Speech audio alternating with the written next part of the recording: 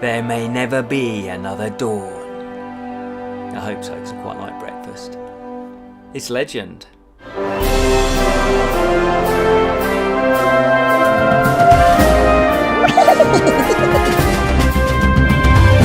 Hello, welcome to the Bottled Imp. Exploring the realms of fantasy. My name is Ken Boyter, and today we're going to be looking at Legend. Now, when Legend came out, it was about 1985, I believe, and I was about 12, so I don't remember it coming out at the cinema. But I do remember when I watched it on VHS cassette a couple of years later, and let me tell you, it's no Disney film. So, let's delve into the fantasy realm that is Legend. So let's have a look at the film Legend. It's directed by Ridley Scott, and as I say, it came out 1985. I think it came out in 86 in America. The setup, what's it all about? Well, it takes place in a fantasy world, a forest to be exact. And if you suffer from hay fever, let me tell you now, dose up or just kind of skip the first 10 minutes, because the way that Ridley Scott sets up the scene where you get introduced to the forest, the wood, this enchanted place is brilliant. It's very beautifully done, but there is obviously lots of pollen flying around because, you know, we're outside, we're in a forest. So yeah, if you do suffer from hay fever, he does a very good job of telling you that you are in this enchanted world. So as I say, for the first 10 minutes you're being introduced to it, and as I say, it really does create this sense of fantasy. So straight from the beginning, we're there. We know exactly what type of story this is going to be. And he gives you a sense of claustrophobia. Even though we're outside, there's that, it sort of does a very clever thing. It's beautifully lit, and it really, you think, oh, it's a gorgeous day, and it's beautifully, you know, a beautiful sunshiny day. And then, somehow, he manages to add an extra sort of layer of darkness, an extra spookiness about it. And that's where the claustrophobia comes. And you don't really ever leave that feeling, even though he goes into different areas, you know, different settings, like a dungeon and things like that. It really does feel like you are in this world, and you're kind of trapped in this world, and you're looking for the way out. The story, Ridley Scott does try to create, as the film title suggests, a legend. So he wants to go for the sort of classic fable type story, and he sets about this by various different elements. In a fable, the main thing is good versus evil, and that has to be very apparent, that has to be very obvious. And he does do that because the whole premise of the story is you've got the Lord of Darkness, played brilliantly by Tim Curry, who he wants to banish light forever, obviously, because he is the Lord of Darkness. And how do you do that? Well, what you need to do is you need to harness the power of a unicorn's horn. Oh yes. But how do you catch a unicorn? They're very shy creatures, very magical as well. Well, that's obvious. You need somebody who is pure of heart, of course you do.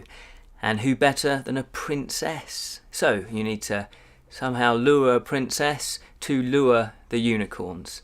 And that's his sort of quest. That's what the Lord of Darkness is trying to achieve. And the princess is Princess Lily, played by Myra, I was going to say Myra Stewart, but it's not. She's a newsreader. Myra Sarah, names, me and names, terrible. Mia Sara, I think that's how you pronounce her name. She plays the princess, and she represents this pure of heart, this innocence. And that's where we get the theme of the film. It is all about innocence. And it's also about the corrupting of innocence. But it's more than that. It's also about coming to terms with losing your innocence and how you adjust. Who are you if you're not that innocent person anymore? And do you like yourself? Plus, it's also about, so you could say it's about childhood and the struggles of growing into an adult, into adulthood. And it's also about the responsibilities of making decisions, because when you're a child you've got very little choice normally about decisions, and as you grow older you in order to make decisions you need to have more responsibility. So there's a lot going on with the theme to do with innocence. As I say, corruption is one of the main strands, and that's where obviously the Lord of Darkness comes in, because the Lord of Darkness sees the princess, obviously because he needs the princess to lure the unicorns, but unexpectedly to himself, he becomes really fascinated with the princess. And the reason why is because she is so pure, she's so different, she's the extreme opposite of him. And he kind of therefore wants to own her, he wants to experience that innocence, but of course because he's so corrupt himself he can never do so, but he thinks that he can. He wants to then capture the princess and make her like himself, change her nature from innocent to corrupt. Now the Lord of Darkness, obviously he doesn't see it that way, because his own nature is to do with being corrupt, but he sees that as normal. But he therefore can't understand why anybody else would want to be different to himself. So he tries to tempt her. I won't spoil exactly how, but he tries to tempt her. And then that's where the princess has to make difficult decisions about, does she follow that path or does she choose another path? And there is one big major decision that she has to make. And again, that's all tied in with which way she's going to develop as a person and how she's coping with this new world, this fantasy world that she's found herself in. Now, the acting is very solid, it's very good. Tom Cruise, he plays a forest dweller, and I'm not really a massive fan of Tom Cruise, but he's very likeable in this. He plays the sort of Puck or Peter Pan type character very well. There's a sort of innocence but also mischievous sort of feel to his character. He is a magic user as well, so he does have this otherworldly feel. The Princess Lily, played by Mia Sara, she plays it brilliantly, very sweet, very innocent, but there is that hint of steel and hint of fieriness and feistiness that you need, because when she starts to emerge from the innocence, you need more depth to the character, and she gives that really, really well.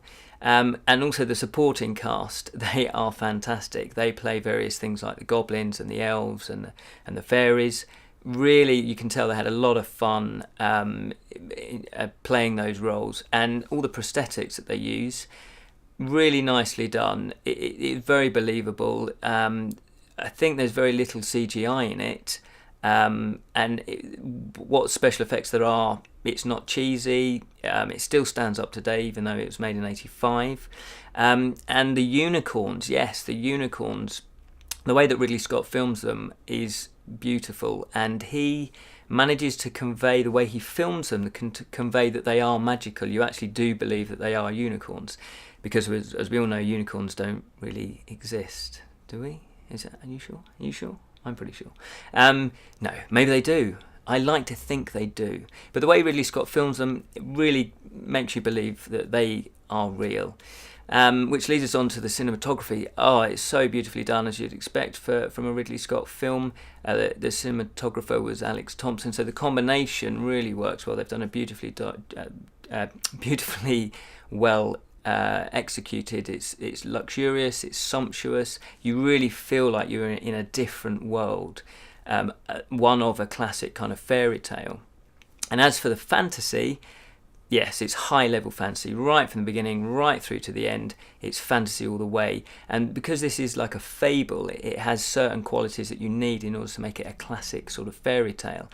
Good versus evil, you've got foul and fair creatures, in equal spades. You've got an enchanted wood, you've got dungeons, you've got magic and magic users, and also you've got a spiritual element. If you're going to start talking about, look, this is the Lord of Darkness, then obviously you need the counterpart. So God isn't mentioned directly, you don't see God or anything, but he's referenced, or she's referenced, that the opposite, is present. and that's obviously the Lord of Darkness's struggle. It also has that mysterious feel that you want to explore this world, but you're cautious. You're not quite sure what's going to happen. You don't know the rules of this world. You know, there's magic's going to be there. There's goblins. There's other races. But you kind of want to know more. And that is a big achievement for a fantasy film. So overall, yes, very good, solid fantasy film. Enjoyed it immensely. And watching it recently, obviously, to do this review, it still stood up after all these years. I would thoroughly recommend it. There is one thing, however, that I couldn't quite explain. There was something just missing to make it an excellent film. It's a very good film. It's a very good fantasy film. And I couldn't explain what it was. And then I kind of think I worked it out. Ridley Scott, when I did research, he said that he wanted to actually film a known classic fairy tale that's in existence already, but he said they were either too short or too complex. Now that's understandable, but he still wanted to do a fantasy film, a fairy tale type film, so he created this himself. And I think what he's done is he's taken all the elements that make up a fairy tale, and it's the characters. Are they slightly too cliche? You know, you've got a dwarf, or you've got this character, you've got the archetypes rather than the actual characters. So did the story come first and then the characters, or did it should be that the characters come first and the story emerges from the characters and their situation. And I think that's why, for me, for example, Lord of the Rings, I really cared about the characters because it felt like the story comes from the characters. So I think this is why, for me, there was just that one element that was missing. But please don't let me put you off that, because it overall the film does stand up, and I really did enjoy it. Two interesting things to note. One, when Ridley Scott first thought of this idea, he kind of did his draft, and then he took it round to Disney, and he tried to sell it to Disney.